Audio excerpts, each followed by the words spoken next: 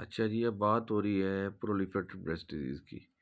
अगर proliferative breast disease की बात की जाए तो ये बेसिकली तौर पे एक ऐसा लीजन है जिसमें प्रोलिफेशन होती है सेल्स की, एपिथेलियल सेल्स की, और उसमें एटीपिया नहीं होता। And they are associated with small increase in the risk of subsequent carcinoma in either breast. So जब proliferative breast disease without atypia की बात हो तो इसका मतलब ये है कि डक्टल सेल्स के अंदर प्रोलिफेशन हो रही है लेकिन एटीपिया नहीं है। तो इसकी अगर ऐसा डायग्नोसिस इंसिडेंटल फाइंडिंग में आपको नज़र आए तो आपने ज़रूर फॉलोअप रखना है, लेकिन ये ज़रूरी नहीं है कि पैनिक मोड ऑन कर लिया जाए, क्योंकि रिस्क ज़रूर बढ़ जाता है, लेकिन एक प्रिडिक्टर के तौर पे ये काम करता है, प्रिकर्सर के तौर पे नहीं।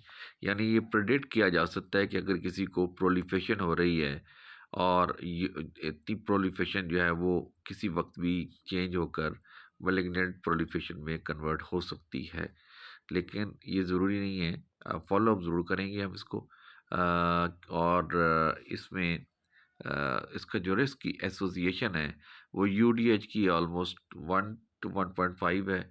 और अगर एडीएच हो जाए यानी एटिपिकल डक्टल हाइपोप्लेजिया, जिसको हम प्रोलिफेरेटिव ब्रेस्ट डिजीज विद एटीपिया कहते हैं, तो उसकी एसोसिएशन 2 टाइम्स, ऑलमोस्ट 2 टाइम्स बढ़ जाती है विद दी कार्सिनोमा। तो ये बेसिक तौर पे डिटेक्ट कैसे होता है? It is commonly detected as a mammographic densities calcifications और इंसिडेंटल फाइंडिंग्स। ये देखिए, इंसिडेंटल फाइंडिंग्स के तौर पे ये डिटेक्ट होता है परफॉर्म फॉर अदर रीज़न, यानी किसी और वजह से आपने मेमोग्राफी की है और वहाँ पे आपको एक इंसिडेंटल फाइंडिंग के तौर पे नज़र आ गया है। सो अगर ये देखें तो ये नॉर्मल एसएनआई है, which is a normal SNI, which is with a singly basal located myoepithelial cells। ये डबल लेयर एपिथेलियम होती है और यहाँ पे ये यहाँ पे नज़र आ रहे हैं सेल्स। ये जो सेल्स नज़र आ रहे हैं डबल एपिथेलियम में, ये ऊपर वाले एपिथेलियल सेल्स हैं और नीचे वाले जो सेल्स हैं वो मायोएपिथेलियल सेल्स हैं। सो ये डबल लेयर एपिथेलियम है जो कि नॉर्मल एसएनआई में होती है। ठीक है, अब ये एक बेसिकली तौर पर यूजुअल डक्टल हाइपोप्लेजिया है जिसमें फ्लोरल हाइपोप्लेजिया हुआ है। और फ्लोरल हाइपोप्लेजिया के अंदर ये थोड़ा सा एरिया जो है, ये साइड पे जो आपको स्पेसेस नज़र आ रही हैं, these are actually the slit like spaces which are form. और ये जो स्लिट लाइक स्पेसेस हैं जो इसके अंदर आपको नज़र आ रही हैं, ये स्लिट लाइक स्पेसेस पेरिफेरी में पड़ी हुई हैं। अगर इन स्लिट लाइक स्पेसेस को देखें तो इनके जो एपिथेलियम है वो इनमें पोलैरिटी का लॉस होता है। पोलैरिटी लॉस ऐसे है, ये देखें यहाँ पे आपको नज़र आएगा। ये अगर देखें तो एक तरफ की जो न्यूक्लियाई हैं वो तो इन लाइन है विद द ल्यूमन, लेकिन जो इस साइड पे जो न्यूक्लियाई हैं ये पोलैरिटी के हिसाब से इनके जो न्यूक्लियाई हैं वो ल्यूमन की तरफ जो है वो फेस नहीं कर रहे। तो ये जो ऐसे फीचर्स होते हैं ये भी यहाँ पे भी स्लिट लाइक स्पेसेस हैं। और न्यूक्लियाई इस साइड पे देखें तो उसकी लेटे हुए पड़े हुए हैं, हॉरिजॉन्टली पड़े हुए हैं, they are not facing the nuclei of the cells are not facing towards the lumen. इसको कहते हैं लॉस ऑफ पोलैरिटी। ये जो लॉस ऑफ पोलैरिटी है तो ये बेसिकली तौर पे फीचर है यूडीएच का। अगर इसमें हम देखें यूजुअल डक्टल हाइपोप्लेजिया को, तो यूजुअल डक्टल हाइपोप्लेजिया एक कंपोनेंट है फाइब्रोसिस्टिक चेंजेस का। इसमें बेसिकली तौर पे जो साइटोलॉजिकल एबनॉर्मेलिटीज़ हैं वो वेरिएबिलिटी हो सकती है और बाज़ औक़ात इसमें स्ट्रीमी ग्रोथ पैटर्न बनता है। स्ट्रीमी ग्रोथ पैटर्न से क्या मुराद है कि सेल्स स्ट्रीमिंग करते हुए पैरेलल एक दूसरे के अरेंजमेंट में पड़े होते हैं और कहीं पे फेनेस्ट्रेटेड स्पेसेस भी हो सकती हैं। और ये जो फेनेस्ट्रेटेड स्पेसेस हैं ये मैंने भी दिखाई हैं, that is because of lack of peripheral बेस्लेट लाइक स्पेसेस होती हैं। और कहीं पे पोलैरिटी नहीं होती, यानी जो सेल्स की पोलैरिटी है वो आपको नज़र नहीं आती। अगर इम्यूनो एक्टिविटी पे देखा जाए तो इम्यूनो एक्टिविटी पे हाई मॉलिक्यूलर वेट जो साइटोकैरेटिन्स हैं ये पॉजिटिव होते हैं यूडीएच के अंदर। इसका जो रिस्क है सब्सीक्वेंट कार्सिनोमा करने का वो 1.5 से 2 टाइम्स है। और अगर यूडीएच की जगह एडीएच हो जाए, जिसको हम प्रोलिफरेटिव ब्रेस्ट डिजीज़ विद एटीपिया कहते हैं, तो उसके अंदर जो कार्सिनोमा का रिस्क है वो ज़्यादा हो जाता है। मीन एज क्या है इसकी? मीन एज इसकी 54 ईयर्स है और ये मोस्ट सिग्निफिकेंट फाइंडिंग है इन 20% of the benign breast disease. Pathophysiology क्या है? यानी पैथोफिजियोलॉजी का मतलब ये है कि कैसे एक यूजुअल डक्टल हाइपरप्लेजिया हुआ। तो इसमें बेसिक तौर पे जो साइटोकेराटिन 5 प्रोजेनिटर सेल्स हैं, ये डिफरेंशिएट करते हैं अलोंग द ग्लैंडुलर और मायोएपिथेलियल सेल्स। और जो ग्लैंडुलर प्रोजेनिटर सेल्स हैं, ये they appear to predominate and show in intermediate levels of differentiation. तो बेसिकली तौर पे जो यूजुअल डक्टल हाइपरप्लेजिया के अंदर किसी भी एसएनआई और डक्ट के अंदर जब प्रोलिफेशन होती है, तो उसमें जो एपिथेलियल सेल्स प्रोलिफेट करते हैं, वो एपिथेलियल सेल्स बेसिकली तौर पे CK5 प्रोजेनिटर सेल्स हैं। इसलिए अगर आप यूडीएच में साइटोकैरेटिन लगाएं CK5, तो आपको CK5 पॉजिटिव नज़र आएगा। कोई ख़ास स्पेसिफिक मेमोग्राफिक फाइंडिंग्स बहरहाल नहीं है। ओकेजनल केसेस के अंदर आपको माइक्रो कैल्सिफिकेशन नज़र आ सकती हैं। और ये जो यूडीएच है, ये बाज़-औक़ात आपको रेडियल स्कार या पेपिलोमा के साथ भी नज़र आ सकता है, ठीक है, इमेजिंग के अंदर। प्रोग्नोस्टिक फैक्टर्स में देखा जाता है कि एक मरीज़ को अगर कोई लीजन हुआ है, तो उसके प्रोग्नोसिस क्या है, यानी उसकी ट्रीटमेंट की जाए तो कितने चांसेस हैं उसके बच जाने के। तो यहाँ पे जो प्रोग्नोस्टिक फैक्टर्स हैं, ये देखने पड़ते हैं यूडीएच के लिहाज से या किसी भी लीजन के, कि इसकी क्या एसोसिएशन है इस लीजन की, आगे चल के कितना ही खतरनाक हो सकता है। तो ऐसे मरीज़ जिनके अंदर यूडीएच हो, उनके अंदर मैंने पहले ही बताया था 1.5 to 2 times risk breast carcinoma का बढ़ जाता है। और रिस्क तब ज़्यादा हो जाता है जब क्या कहते हैं, पेशेंट्स के अंदर पॉजिटिव फैमिली हिस्ट्री होती है ब्रेस्ट कैंसर की। सो अगर किसी ऐसे पेशेंट के अंदर जिसके अंदर फैमिली हिस्ट्री है, उनकी फैमिली में ब्रेस्ट कैंसर प्रिवेल कर रहा है और उसके अंदर यूडीएच हुआ है, तो उसको फॉलोअप करना, ज़्यादा फॉलोअप करना ज़रूरी है। ख़ास इसमें इसकी जो ट्रीटमेंट की इसमें ज़रूरत नहीं है कि इसकी ट्रीटमेंट की जाए अनटिल एंड अनलेस कि कोई ख़ास साथ एसोसिएटेड पैथोलॉजी ना हो। अब इसमें क्या होता है, द साइटोलॉजिकल एग्जामिनेशन में या जो उसकी बायोप्सी में आपको ब्रेस्ट पैरेन्काइमा के ब्रेस्ट टिश्यू नज़र आता है, जिसमें आपको प्रोलिफेशन नज़र आती है ल्यूमिनल सेल्स की, जो मैंने अभी आपको ल्यूमिनल सेल दिखाए थे जो ल्यूमन को फेस कर रहे थे, और मायोएपिथेलियल सेल दोनों की प्रोलिफेशन नज़र आती है। और इसमें बेसिकली तौर पे इतना ज़्यादा एटीपिया नहीं होता और इतना ज़्यादा शेप में वेरिएबल नहीं होती है, और इसका जो ओवॉइड न्यूक्लियस है नज़र आता है इसमें, और उसमें जो न्यूक्लियस उनका ओवॉइड है, और उस कभी कभार वो जो न्यूक्लियस है उसमें पीयर शेप्ड स्ट्रक्चर भी हो सकते हैं। इसका जो क्रोमेटिन को देखा जाए तो उसका लाइट ली ग्रैनुलर यूक्रोमेटिक क्रोमेटिन होता है, और उसमें स्मॉल न्यूक्लियाई नज़र आएगा। बाज़ औक़ात इसमें जो है वो फ्रीक्वेंट लॉन्गिट्यूडनल न्यूक्लियर ग्रूव्स भी नज़र आते हैं, और न्यूक्लियर इंक्लूजन भी नज़र आती हैं ओकेजनली केसेस के अंदर। इसमें सबसे इम्पोर्टेंट बात ये है कि इसमें लैक ऑफ पोलैरिटी है, लेकिन इसके अंदर सेलुलर मैच्योरेशन है। सेलुलर मैच्योरेशन क्या होती है?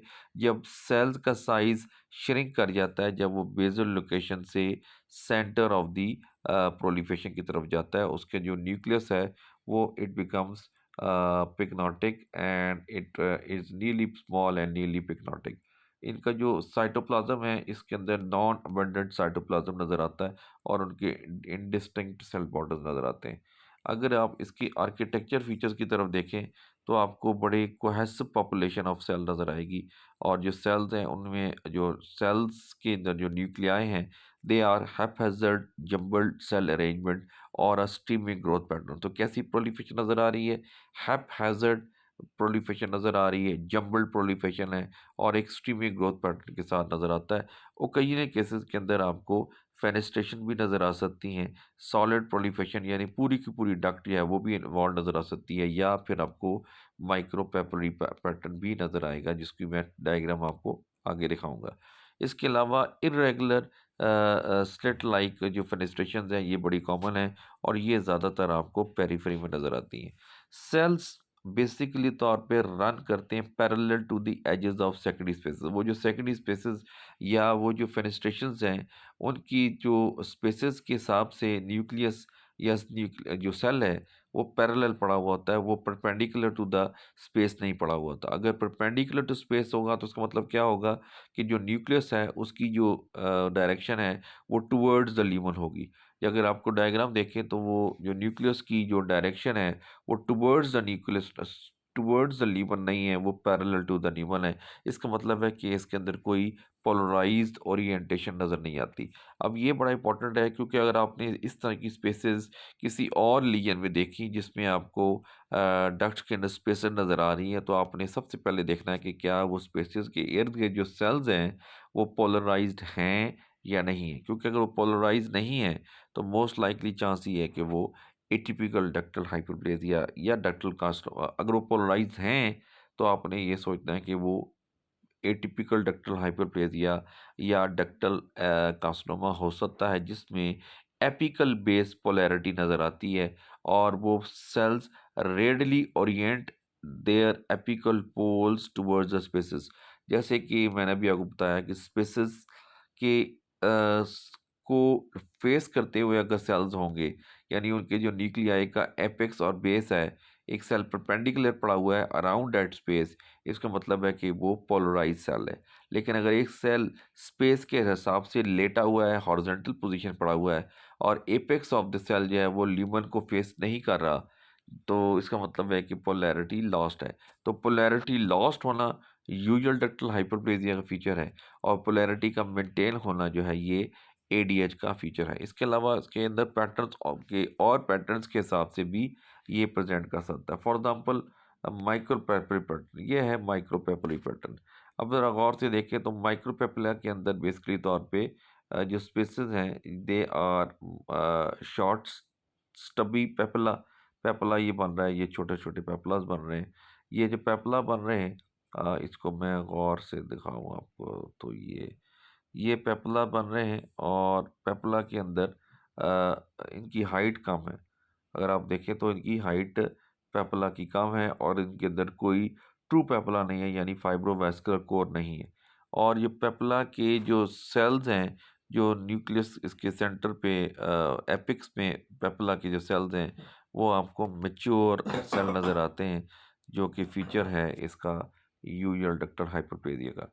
सो they have short stubby papillae with cellular maturation. तो इसमें आपको सेलुलर मैचुरेशन भी नज़र आती है। अगर आप बेस ऑफ द एपेक्स को देखें, बेस की बेजल सेल्स को देखें और एपेक्स ऑफ द पेपला के सेल को देखें, तो उनके न्यूक्लियस के सेल साइज में फ़र्क है।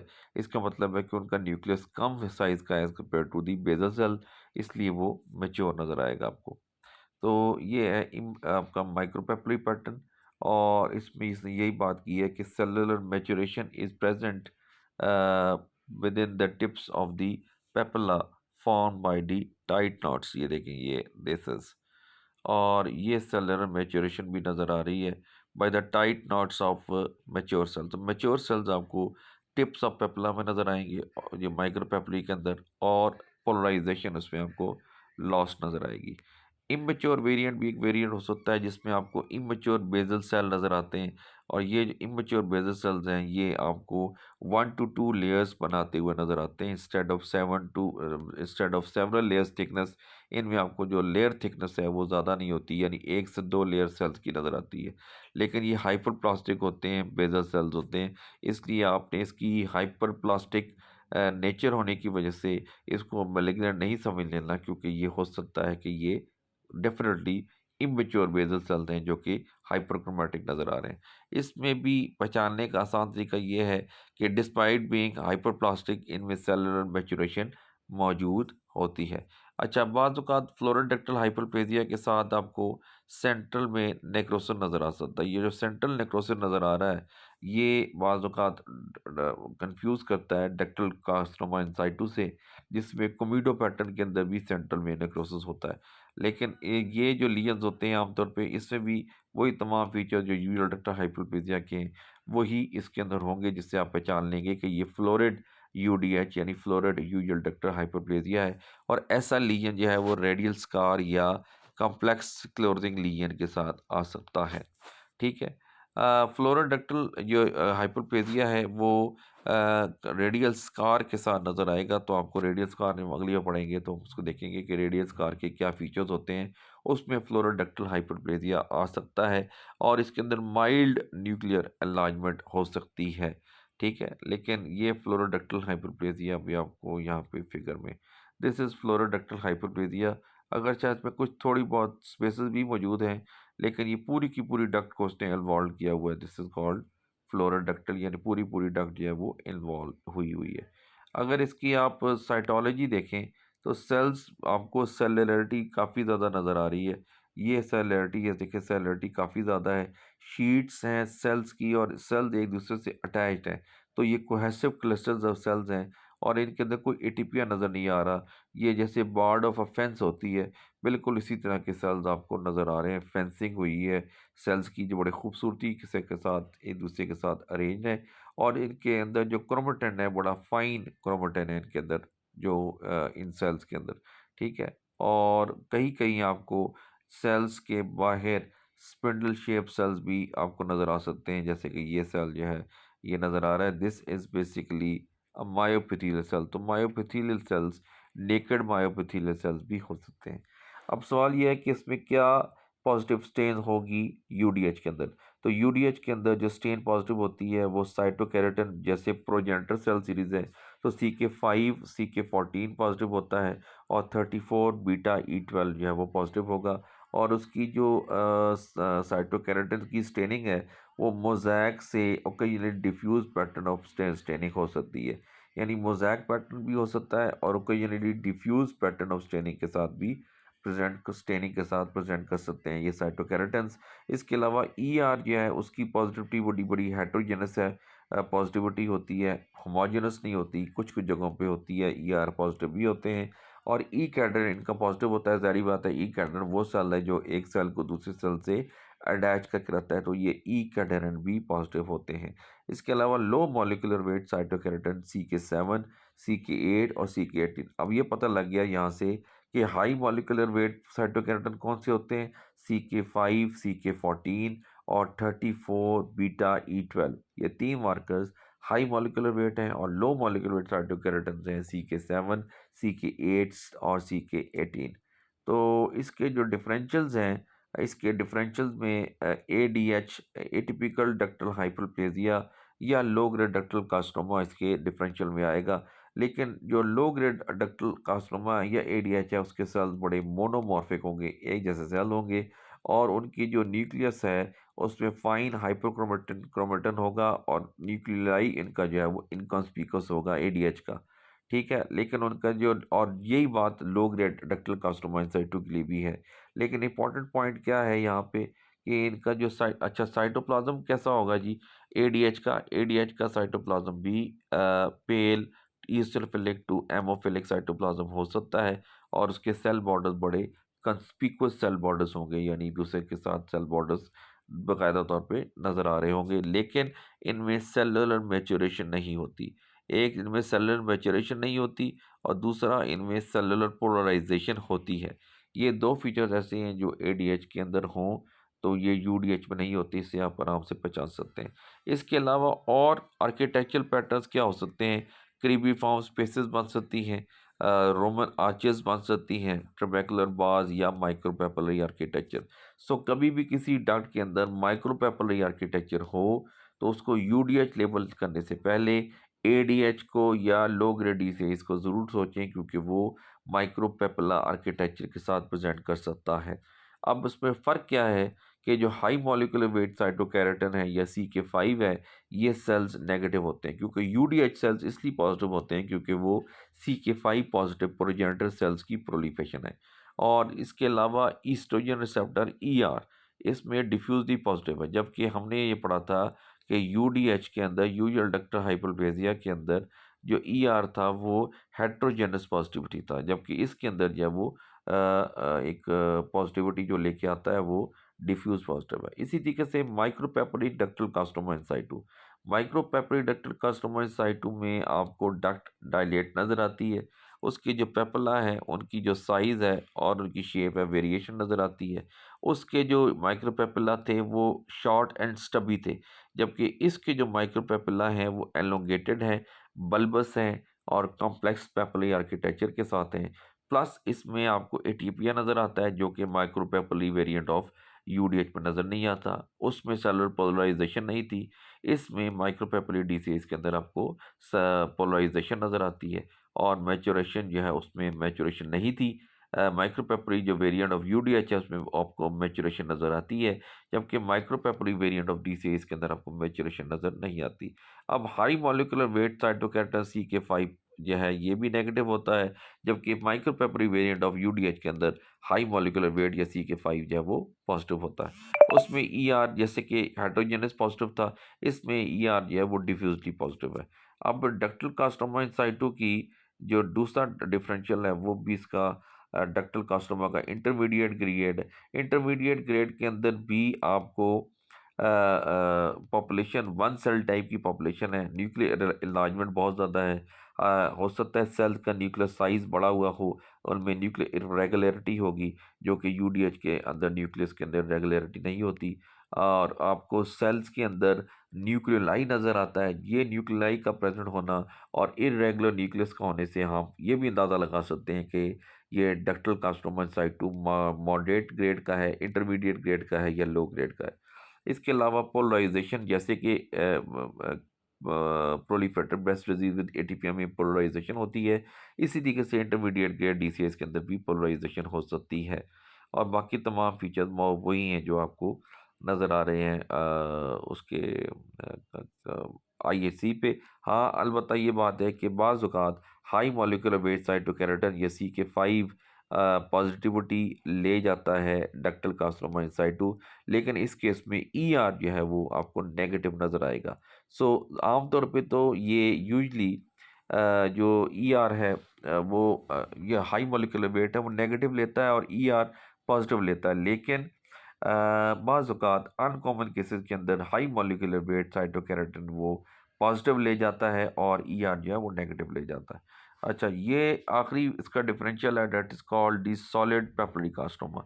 सॉलिड पेपरी कार्सिनोमा के अंदर आपको मल्टीपल सर्कोस्काइड डक्ट स्पेसेस नज़र आती हैं और आपको थिन फाइब्रोवास्कुलर कोर्स नज़र आते हैं जो कि उस सॉलिड पॉलीफेशन के अंदर आपको नज़र आ रहे हैं और उन कोर्स के इर्द गिर्द सेल्स जो हैं वो आपको पेलिसेडिक फॉर्म में आपको नज़र आ रहे हैं।